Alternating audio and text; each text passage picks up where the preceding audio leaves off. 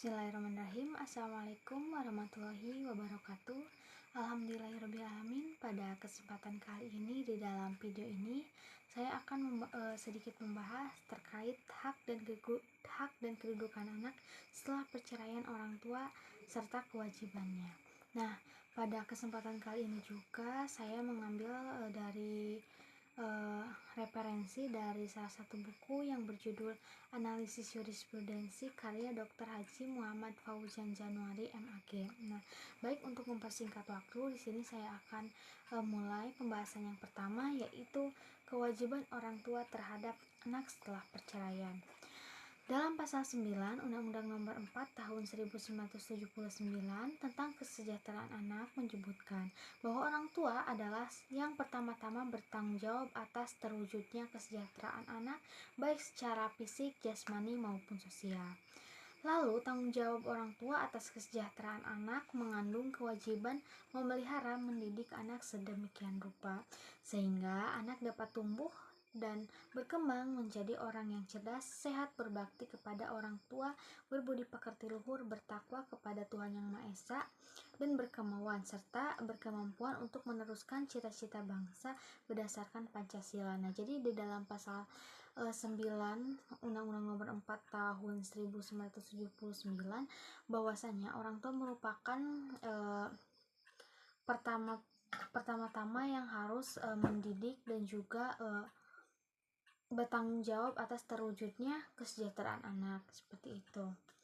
Lalu juga pemeliharaan anak juga mengandung arti sebuah tanggung jawab orang tua untuk mengawasi, memberikan pelayanan yang semestinya serta mencukupi kebutuhan hidup anak dari orang tuanya.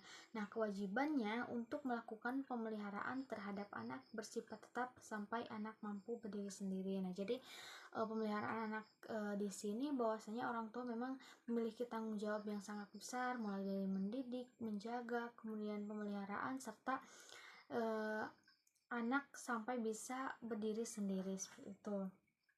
Lalu ada kewajiban orang tua terhadap anak setelah perceraian menurut Undang-Undang Perkawinan Nomor 1 Tahun 1979.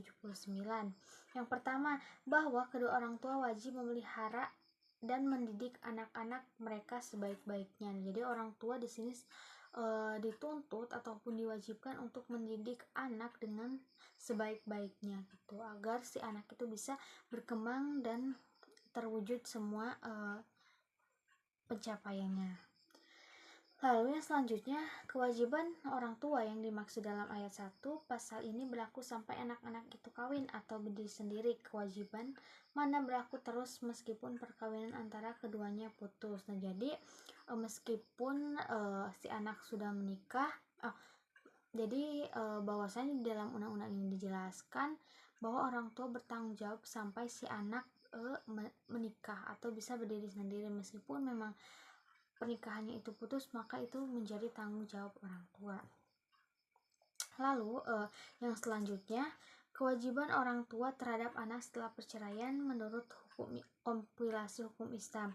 Nah, yang pertama, bahwa pada pasal 77 KHI menegaskan suami istri memikul kewajiban yang luhur untuk menegakkan rumah tangga yang sakinah, mawaddah, dan warahmah yang menjadi sendi dasar dari susunan masyarakat. Kemudian, suami istri wajib saling mencintai, menghormati, setia, dan memberikan bantuan lahir dan batin satu sama lain kepada yang lain. Kemudian suami istri memikul kewajiban untuk mengasuh dan memelihara anak-anak mereka, baik mengenai pertumbuhan jasmani, rohani, maupun kecerdasannya dan pendidikan agamanya. Lalu suami istri wajib memelihara kehormatannya. Lalu jika suami istri melalaikan kewajibannya masing-masing, dapat mengajukan gugatan kepada pengadilan agama. Kemudian berkaitan dengan kewajiban orang tua setelah putusnya perkawinan antara keduanya, dalam KHI pasal-pasalnya menggunakan istilah dengan namanya pemeliharaan anak yang dimuat di dalam bab 14 pasal 98 sampai dengan pasal 106, tetapi secara eksplisit pasal yang mengatur kewajiban pemeliharaan anak jika adanya perceraian hanya terdapat di pasal 105 dan pasal 106. Nah, dalam pasal 98 KHI menyebutkan bahwa batas usia anak yang mampu berdiri sendiri atau dewasa adalah 21 tahun sepanjang anak tersebut tidak bercacat fisik maupun mental ataupun belum pernah melangsungkan perkawinan. Nah, jadi di dalam KHI bahwa batas usia anak itu sampai dengan usia 21 tahun. Kalau misalkan memang si anak itu tidak memiliki cacat ataupun kelainan lainnya untuk pemeliharaan yang lebih khusus seperti itu. Kemudian juga orang tua mewakili anak tersebut mengenai segala perbuatan hukum di dalam dan di luar pengadilan. Kemudian pengadilan agama dapat menunjuk salah satu seorang kerabat terdekat yang mampu menunaikan kewajiban tersebut apabila kedua orang tuanya tidak mampu. Lalu, pasal 105 KHI menyebutkan hal terjadinya perceraian. Yang pertama, pemeliharaan anak yang belum mumayyiz atau belum berumur 12 tahun adalah hak ibunya. Nah, jadi di dalam pasal ini dijelaskan bahwa misalkan si anak belum balik atau masih di bawah 12 tahun, maka pemeliharaan atau pengasuhan anak itu diharuskan kepada si ibunya. Lalu pemeliharaan anak yang sudah mumayyiz diserahkan kepada anak untuk memilih di antara ayah atau ibunya sebagai pemegang hak pemeliharanya. Nah, jadi kalau misalkan si anak sudah balik atau sudah berumur lebih dari 12 tahun, maka si anak diberikan hak untuk memilih dia mau ikut kepada siapa, atau misalkan mau ikut ke ibunya ataupun ke ayahnya. Kemudian biaya pemeliharaan anak ditanggung oleh ayahnya. Jadi untuk nafkah ataupun biaya anak maka dibebankan kepada ayahnya. Lalu juga menyangkut harta yang dimiliki anak, orang tua berkewajiban untuk merawat dan mengembangkan harta tersebut.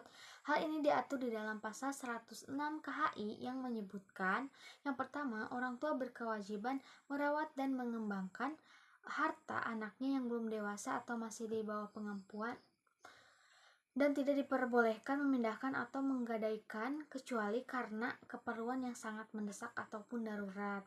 Jika kepentingan tersebut tidak dapat dihindari lagi, misalkan dalam keadaan darurat, maka boleh-boleh saja untuk pengelolaan harta dari si anak bisa untuk diperjualbelikan seperti itu. Kemudian orang tua juga bertanggung jawab atas kerugian yang ditimbulkan karena kesalahan dan kelalaian dari kewajiban tersebut pada ayat 1. Pasal-pasal tersebut dalam KHI tentang hadona menegaskan bahwa kewajiban pengasuhan material dan non-material kepada anak merupakan hal yang tidak dapat dipisahkan.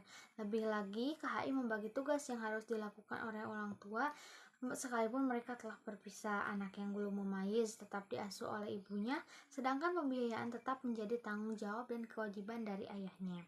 KHI juga menentukan anak yang belum mumayyiz adalah anak yang belum berumur 12 tahun.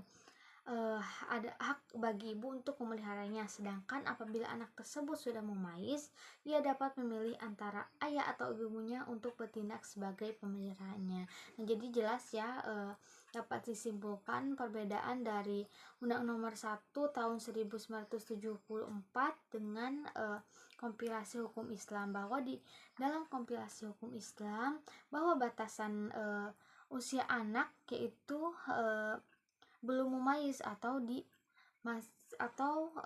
belum berumur 12 tahun seperti itu. Jadi di dalam KI juga ditegaskan bahwasannya memang pengasuhan itu dibebankan kepada ibunya, dan untuk pemeliharaan nafkah ataupun materinya maka dibebankan kepada ayahnya seperti itu. Misalkan kalau si anak sudah mumayyiz, maka diberikan pilihan kepada anak ingin memilih ke ayahnya ataupun ke ibunya.